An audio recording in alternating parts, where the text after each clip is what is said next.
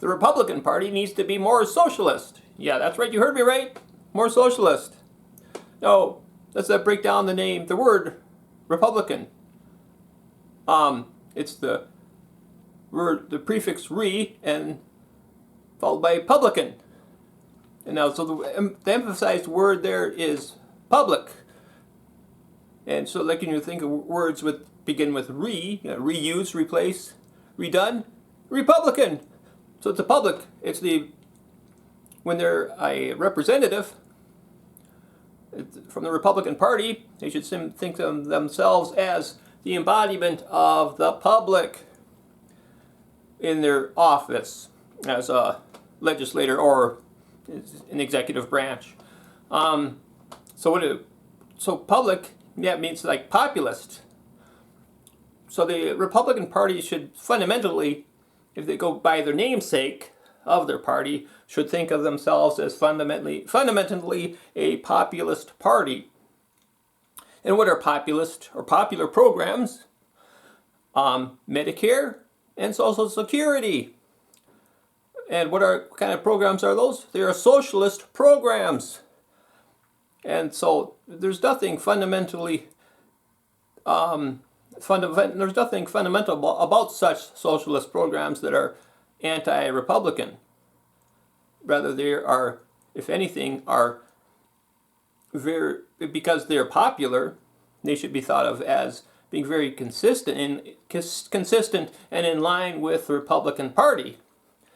And so what the problem is, it's too many people, they confuse socialism in general with the Marxist brand of communism. Now, I'm very much against Marxism. I have other videos where I go on about that, but communism, Marxist communism, is a specific type of socialism. It's a specific, and socialism, on the other hand, is a much more general term. So it can include a very wide variety of organizations of society and government and governing of society. And that can include everything from public ownership, public roads, public parks, and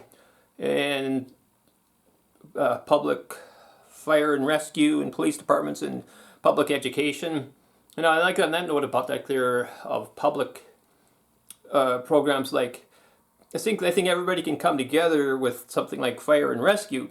I think everybody supports public fire and rescue departments. Like sometimes, like people only on the right, they support. Sometimes they're the only ones that support the public law enforcement, but only on the left, they only support they're the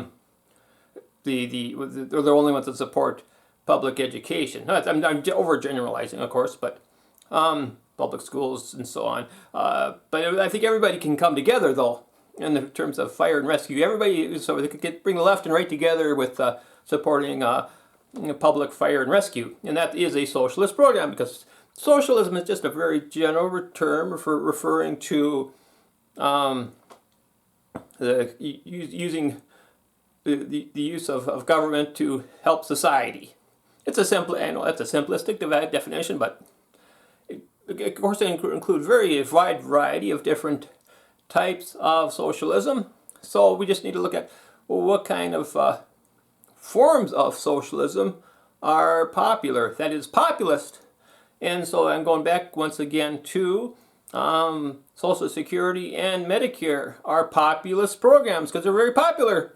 It's simple as that.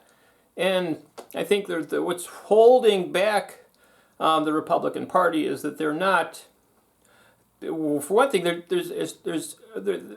recently been criticized, and I think it's well-founded criticism that it's difficult to pinpoint what they're for. They know, you know what they're against, but what are they for? What's the Republican Party for?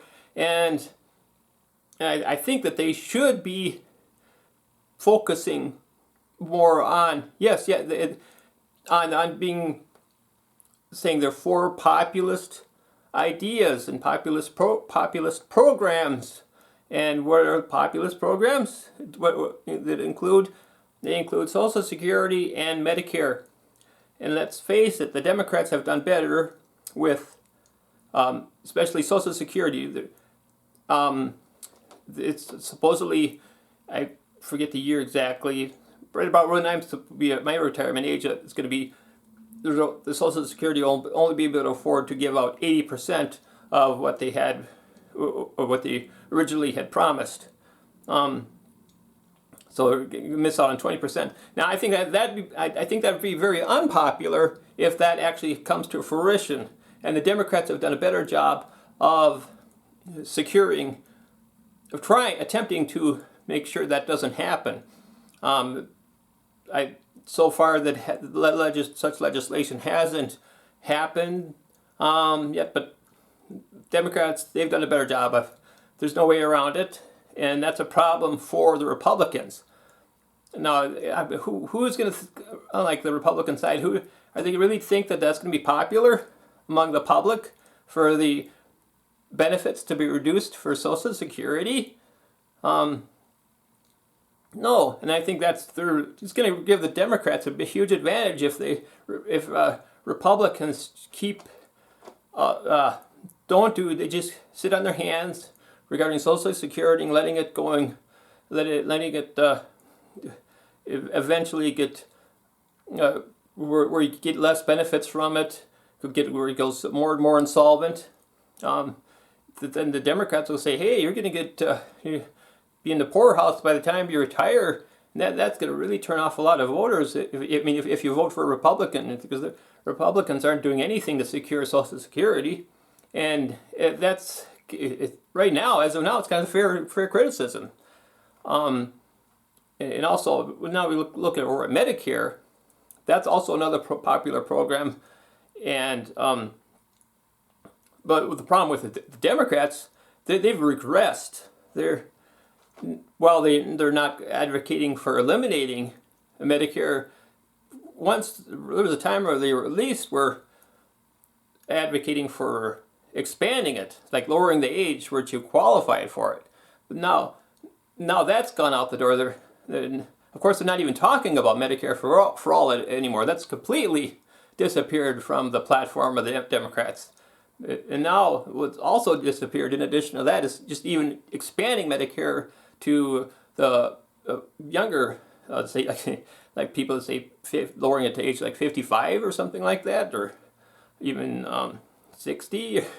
That's completely off the table. But now what we could do, now the Republicans, I think they would get a huge advantage if they were to say, "Oh, we're gonna try to expand Medicare so that people can start qualifying at, say, the age of 55." That would be a huge boost to them. But instead, the Republicans, they just continue bashing socialism and just generally, universally, as though all four forms of socialism are bad for society. Even though Medicare is a very popular program. There's people. It's like whenever anybody ages in a Medicare, they're never crying about, "Oh, I miss my insurer that I had before. Oh, I'm gonna cry. I miss it so much." No, they're very happy. It's very nice to age. Everybody, it's almost universally everybody likes to age when they get the opportunity to age into Medicare and no longer have to deal with that Rube Goldberg device known as the health insurance system, and I'm trying to figure out all those what do you call that, in the system where you have to figure out, is your doctor in your health insurance system's coverage plan and all that, and deductibles. Nobody wants to have to deal with that. It's nothing popular about her health insurance, private health insurance system as it is. People love being aging into Medicare, and so I think it would be a cakewalk for Republicans to take the House, the Senate, and the Presidency in 2024 if they were just to do those two things. Expand Medicare and do whatever they can to secure Social Security so that we can get 100% Social Security benefits in the retirement all into the foreseeable future, where there's none of this only 80% benefits. Those would be populist programs. So Republicans, they need to stop bashing socialism as though it was always bad. I mean, even though in some cases it's very good and it's very popular, very populist. Socialism is socialism is a very general term, and there's a lot of specific programs. There's as like I was saying, Social Security, Medicare, very populist, very popular. Fire and rescue, that's socialism. Public parks are very popular. It's populist. That's socialism. It's government ownership, public ownership of land that everybody can enjoy. Public roads. Everybody gets the freedom of the open public roads. And it's a libertarian principle. Public roads, but it's also socialist. So there's nothing wrong. It's a libertarian socialist program.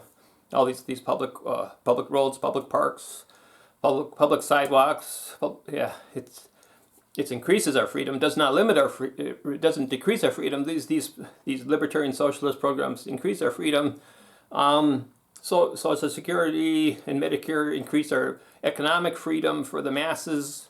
So your freedom shouldn't just be for the wealthy elite. Republican Party needs to return to their namesake, being all about the public and providing these populist programs that the people want, and stop trying to. I don't know what the Republicans are. I'm not going to try to guess what they're all about now. It seems like they're too often about the elites in high finance.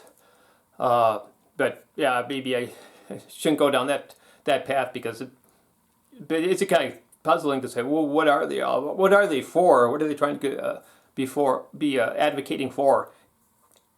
And I'm saying they should be for populism, for the public, what the general public wants and needs, and stop bashing socialism as though it's universally bad.